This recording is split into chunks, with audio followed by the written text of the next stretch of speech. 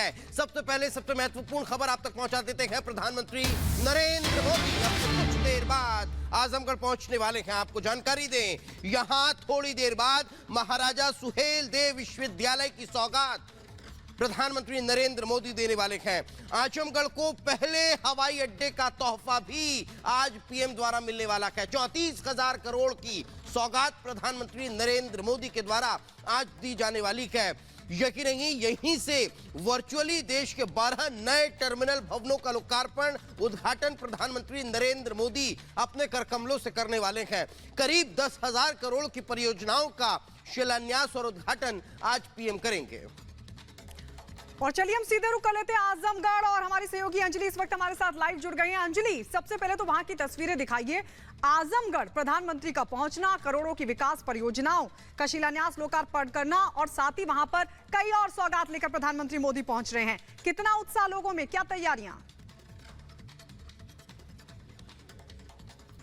बिल्कुल, उत्साह में तो बिल्कुल भी कमी नहीं दिखाई दे रही है। एक बार जरा तस्वीरें दिखाइएगा श्रवण चारों तरफ यहाँ पर, और जो जनसभा स्थल तैयार किया गया है जरा हम पहले वो दिखा देते हैं, क्योंकि यहीं पर पीएम नरेंद्र मोदी 12 बजे के करीब पहुंचेंगे। उनका 11:50 पर वो हेलीपैड पर उतरेंगे और इसके बाद 12 बजे उनका वेन्यू स्थल पर यानी कि जनसभा स्थल पर पहुंचने का कार्यक्रम तय है। और आप देख सकते हैं कि लगातार वो दिखाइएगा, भीड़ पर जरा फोकस करते हैं। लगातार लोगों के आने का अभी भी सिलसिला जारी है, यानी आप समझ सकते हैं कि जब तक पीएम नरेंद्र मोदी पहुंचेंगे उसके बाद भी लोगों के ये आने का सिलसिला जारी रहेगा। और आइए हम जरा लोगों से बातचीत करते हैं और जानते हैं कि कितना उत्साह है लोगों में, क्या कहना चाहते हैं। इस बार पीएम नरेंद्र मोदी आपके बीच आ रहे हैं, क्योंकि इससे पहले वो वाराणसी गए थे प्रत्याशी के तौर पर। अब यहां से दिनेश लाल निरहुआ को प्रत्याशी बनाया गया और करोड़ों की सौगात आज पीएम नरेंद्र मोदी देने वाले हैं। क्या कहना चाहेंगे आप उनके लिए?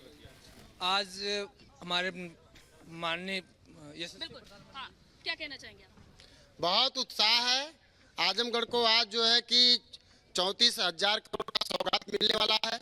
यहाँ पे राज्य विश्वविद्यालय स्थापित हो गया, ये एयरपोर्ट का आज लोकार्पण होने वाला है और यहीं से 10 हवाई पट्टी का भी लोकार्पण होगा, इसलिए जनता में बहुत उत्साह है। इस बार स्लोगन काफी ज्यादा चर्चा में है, 400 पार चर्चा में है, मैं हूँ मोदी का परिवार, मैं हूँ मोदी का परिवार। बिल्कुल अंजलि, हम आपके पास लौटेंगे तो अंजलि वहां पर लोगों का उत्साह दिखा रही हैं, लेकिन आपको बता दें प्रधानमंत्री नरेंद्र मोदी आज आजमगढ़ के दौरे पर हैं और करोड़ों की विकास कार्यों की सौगात लेकर प्रधानमंत्री नरेंद्र मोदी यहां पर पहुंचेंगे। साथ ही देश भर के 15 एयरपोर्ट का शिलान्यास और लोकार्पण भी करेंगे, टर्मिनल्स का। आजमगढ़ बीजेपी के लिए इतना खास क्यों है, जहां प्रधानमंत्री नरेंद्र मोदी आज विकास परियोजनाएं लेकर पहुंच रहे हैं? इस खास रिपोर्ट में आपको दिखाते हैं।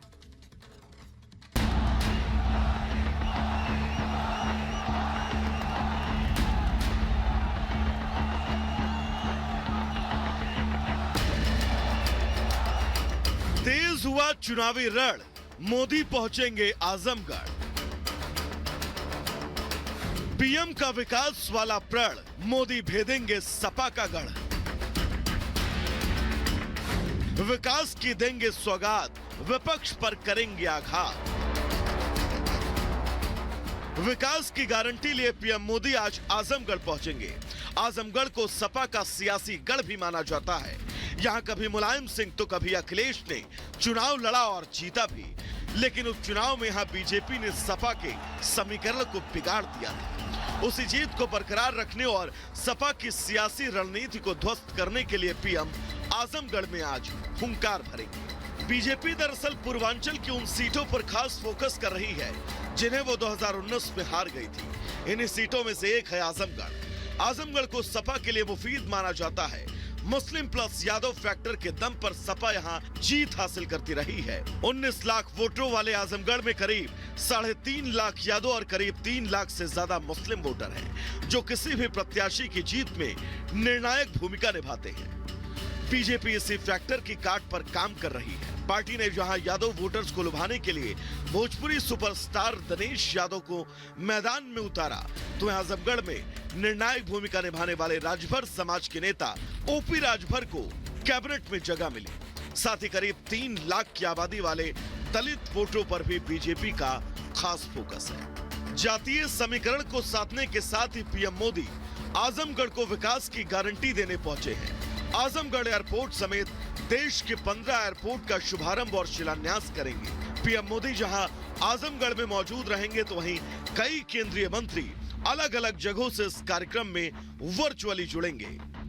लखनऊ के एमओसी एयरपोर्ट पर रक्षा मंत्री राजनाथ सिंह मौजूद रहेंगे। इस दौरान पीएम मोदी 2 नए टर्मिनल का उद्घाटन करेंगे, जिसमें एमओसी एयरपोर्ट का नया टर्मिनल T3 भी शामिल है।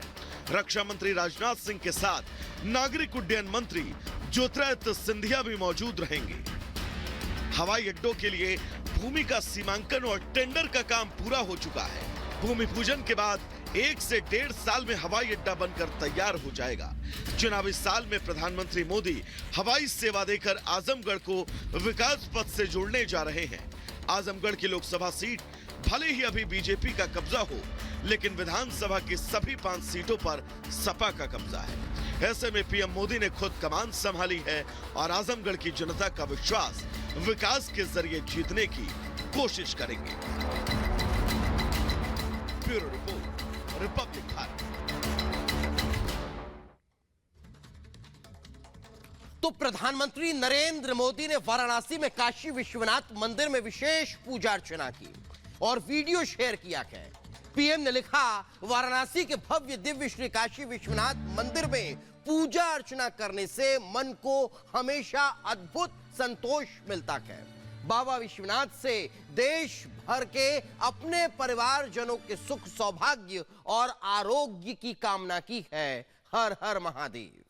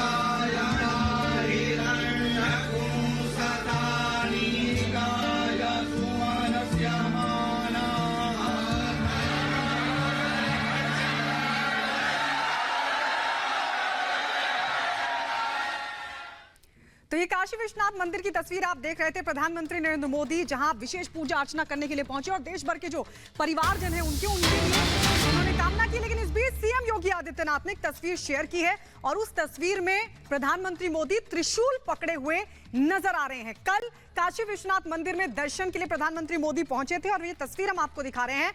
हाथ में त्रिशूल पकड़े हुए प्रधानमंत्री मोदी और सीएम योगी आदित्यनाथ दोनों इस तस्वीर में आपको नजर आ रहे हैं और ये तस्वीर सीएम योगी आदित्यनाथ ने शेयर की है। तो वाराणसी प्रधानमंत्री मोदी का संसदीय क्षेत्र, योगी आदित्यनाथ भी प्रधानमंत्री मोदी के साथ उस दौरान मौजूद थे। 2 तस्वीर हम आपको दिखा रहे हैं जब प्रधानमंत्री विशेष पूजा अर्चना के लिए काशी विश्वनाथ मंदिर में पहुंचे। सीएम योगी आदित्यनाथ भी वहां पर मौजूद थे। प्रधानमंत्री मोदी ने त्रिशूल उठाया और उसके बाद उस त्रिशूल के साथ सीएम योगी आदित्यनाथ भी नजर आए और यह तस्वीर सीएम योगी आदित्यनाथ ने शेयर की है। तो प्रधानमंत्री नरेंद्र मोदी बाबा विश्वनाथ की नगरी से तीसरी बार चुनावी रण में उतरने जा रहे हैं। पीएम कल काशी में थे, जहां उन्होंने बाबा विश्वनाथ की आराधना की, साथ ही रोड शो के जरिए काशी के लोगों से मेल मुलाकात भी की। इस दौरान पीएम मोदी की एक ऐसी तस्वीर सामने आई जिसने यह बता दिया कि मोदी बीजेपी की जीत को लेकर कितने आश्वस्त दिखाई दे रहे हैं।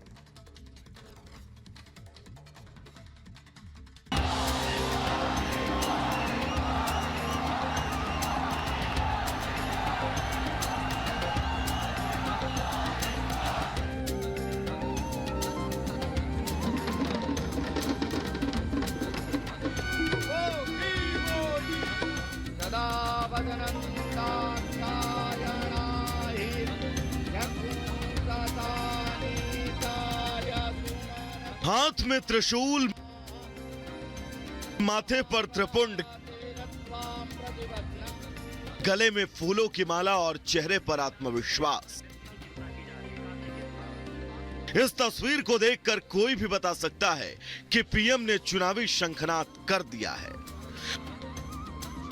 अयोध्या से शुरू हुआ पीएम मोदी का भक्ति रथ वाराणसी पहुंचा, जहां पीएम मोदी के अभिवादन के लिए काशी के लोग सड़कों पर नजर आए। ये भीड़ वाराणसी के लोगों की नहीं बल्कि मोदी के परिवार की है। इस भीड़ ने पीएम मोदी के आत्मविश्वास को दोगुना कर दिया। हम सब मोदी जी के परिवारी जन हैं, हम उनके परिवार के सदस्य हैं। पूरा देश है और काशी को तो खुद ही अपना परिवारवाद पर कड़ा प्रहार करते हुए माननीय मोदी जी अब पूरी काशीवासी को, पूरे भारतवासी को अपना परिवार मानते हैं और हम सभी पूरे काशीवासी मोदी के परिवार है। पीएम मोदी को वाराणसी संसदीय क्षेत्र से तीसरी बार भारतीय जनता पार्टी का उम्मीदवार बनाया गया। ऐसे में काशी के असली राजा यानी बाबा विश्वनाथ के दरबार में हाजिरी लगाना बहुत अहम हो जाता है। शिवरात्रि के ठीक एक दिन बाद वाराणसी पहुंचे पीएम मोदी शिव की भक्ति में रमे नजर आए। मोदी हाथ जोड़कर महादेव के दरबार में पहुंचे, जहां उन्होंने विधि विधान से रुद्राभिषेक किया। पीएम मोदी तीसरी बार वाराणसी से चुनाव लड़ेंगे। ऐसे में महादेव के साथ साथ जनता का आशीर्वाद जरूरी है। काशी में पीएम मोदी का भव्य रोड शो भी हुआ और इस रोड शो में भारी जनसैलाब देखने को मिला, जो बताने के लिए काफी है कि काशी के लोग पीएम के साथ। हम है मोदी का परिवार, पूरे हिंदुस्तान में एक ही नारा, हम है मोदी का परिवार। अब की बार 400 पार, अब की बार 400 पार, कोई नहीं है टक्कर में, क्यों पड़े हो चक्कर में। जहां विपक्ष अपमान वाली सियासत कर रहा है, तो है पीएम मोदी का परिवार उनके स्वागत में शहनाई बजा रहा है।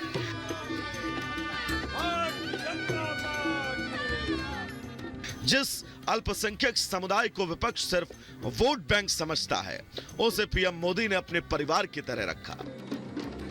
और यही वजह है कि काशी की सड़क पर न हिंदू था न मुसलमान, था तो सिर्फ मोदी का परिवार।